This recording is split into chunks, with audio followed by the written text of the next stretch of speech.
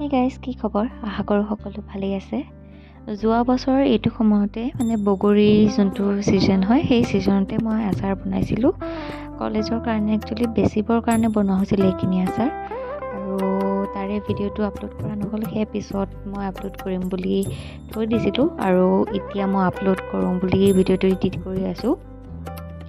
আচাৰখিনি বনাবলৈ আমি সৰু সুৰা যোনখিনি মছলা, পাঁচফোৰণ, চিলি ফ্লেক্স, চিলি পাউডাৰ, লগতে বিভিন্ন ধৰণৰ মছলা যেনে ধনিয়া গুড়ি, জিৰা মছলা, এনেকুৱা গোটেইখিনি গোটাই মেলি ল'লোঁ।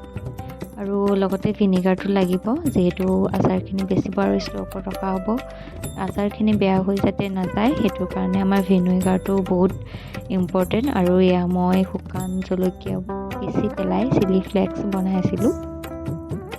আৰু এইখিনি আমাৰ বগৰী যোনখিনি এটা ডাঙৰ চৰিয়াত লৈ লৈছোঁ, আৰু তাৰপিছতে আমি মিক্স কৰি থোৱা ধনিয়া গুড়া, জিৰা, এনেকৈ যিখিনি মছলা আছিলে গোটেই মছলাখিনি দি দিছোঁ। আৰু লগতে ৰেড চিলি ফ্লেক্স গোটেইখিনি মিক্স কৰি দিছোঁ। ৰেড চিলি কালাৰৰ কাৰণে কাশ্মীৰী ৰেড চিলিটো আমি ইউজ কৰিছোঁ, অকণমান চিলি ফ্লেক্স আৰু অলপ যোনটো ৰেড চিলি নৰ্মেল পায় ন, সেইটো আমি ইউজ কৰিছোঁ। আৰু এতিয়া মেইন প্ৰচেছটো হ'ল গোটেইখিনি ভালদৰে মিক্স কৰা। আৰু মিক্স কৰিবৰ কাৰণে মই গ্লভছ এযোৰ পিন্ধি লৈছোঁ, যিহেতু বহুত জলকীয়া আছে, সেইটো কাৰণে হাতত লাগিলে কেনেবাকৈ কষ্ট কিয় চকুত লাগি গ'লে পিছত পুৰিব।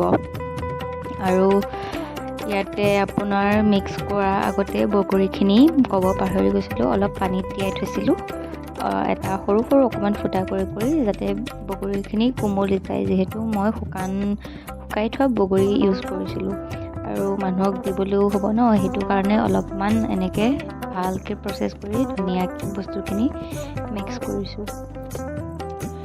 মিক্স কৰাৰ মেইন প্ৰচেছটো এইটো কাৰণে যে বগৰীখিনি যদি আপুনি ভালদৰে মিক্স কৰি নলয়, তেতিয়াহ'লে মছলাখিনি অ'ত লাগি থাকিব আৰু ভালদৰে বগৰীৰ ভিতৰলৈকে সোমাই নাযাব, আৰু খাবলৈও তেতিয়া ইমান খাচ নালাগিব।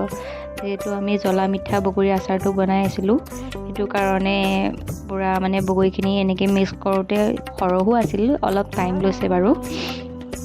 আৰু আপোনাৰ মোৰ গ্লভছটো বাৰে প্ৰতি অকণ তললৈ অহা নিচিনা হৈ গৈছিলে, তথাপিও পিছত মেনেজ কৰি পেলাই বনালোঁ। আৰু এইফালে আমাৰ বগৰী পূৰা ধুনীয়াকৈ মিক্স কৰা হৈছে, এয়া ধুনীয়াকৈ বগৰীৰ ভিতৰত ধুনীয়াকৈ মছলাখিনি সোমাই কৰি গৈছে।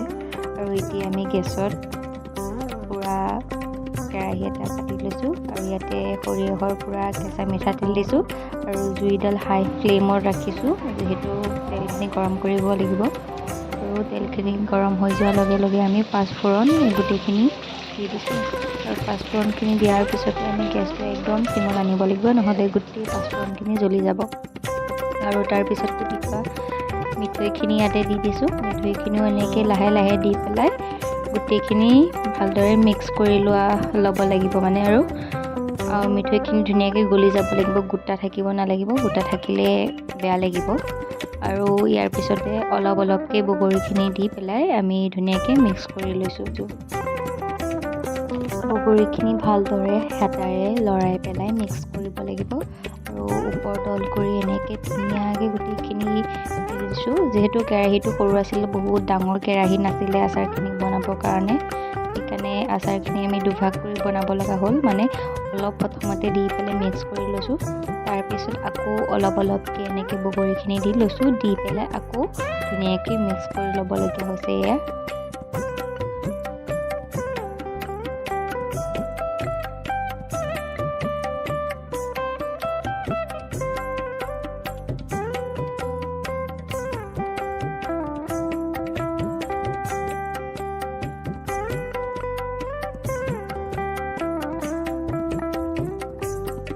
এয়া আমাৰ ছেকেণ্ডখিনিও ধুনীয়াকৈ মিক্স কৰা হৈ গ'ল। আৰু মিক্স কৰি থাকোঁতে মই গেছটো অফ কৰি দিছিলোঁ, ক'বলৈ পাহৰি গৈছিলোঁ, পিছত কৈ দিছোঁ। সেইকাৰণে মিক্স কৰোঁতে যিহেতু আমি দুটিতকৈ লোৱা হ'ল ন, সেইটো কাৰণে যাতে জ্বলি নাযায় মছলাখিনি, সেইটো কাৰণে। আৰু পিছত জুইডাল দি পেলাই চিমত আৰু অকণমান বগৰীখিনি ভাজি লোৱা হ'ল। আৰু ইয়াৰ পিছতে মই ভিনেগাৰ ইউজ কৰিছিলোঁ, যিটো ভিডিঅ' কৰা নহ'লে। আৰু এয়া আমাৰ বগৰীৰ আচাৰ ৰেডি। এইখিনি গোটেই ৰাতিটো ৰখাই পিছদিনা ধুনীয়াকৈ পেকিং কৰা হৈছিলে। আৰু আৰু এইখিনি আচাৰ আপুনি ছমাহৰ পৰা ধৰি এবছৰ দুবছৰ ভালদৰে ৰাখিব পাৰিব এয়াৰ টাইট কণ্টেইনাৰ ভিতৰত। আৰু আজিৰ ভিডিঅ'টো ইমানেই আছিল, তেন্তে আজিলৈ বাই।